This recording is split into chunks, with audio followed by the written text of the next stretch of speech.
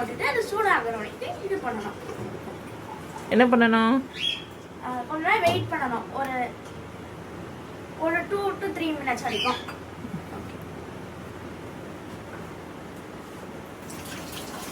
என்ன பாஸ்தா பண்ண போறீங்க? அதை காமிங்க.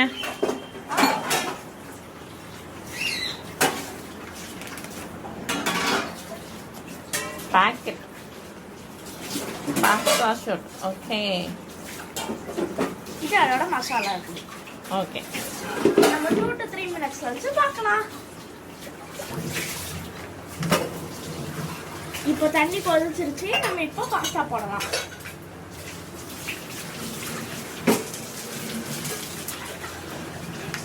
இப்போ நம்ம இந்த மசாலாவை கட் பண்ணி அதை போட போகிறோம்.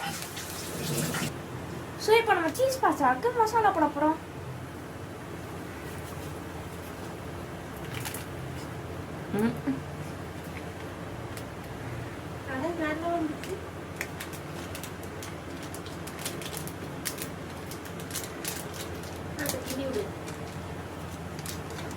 இப்போ கிண்டி விடலாம். எப்பவுமே இங்க இங்க இங்க பிடிக்கணும்.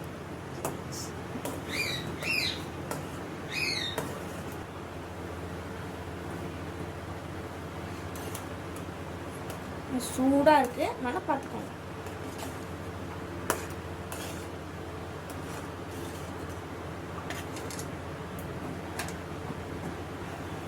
இப்போ கொஞ்சம் தண்ணி கொதிக்குது.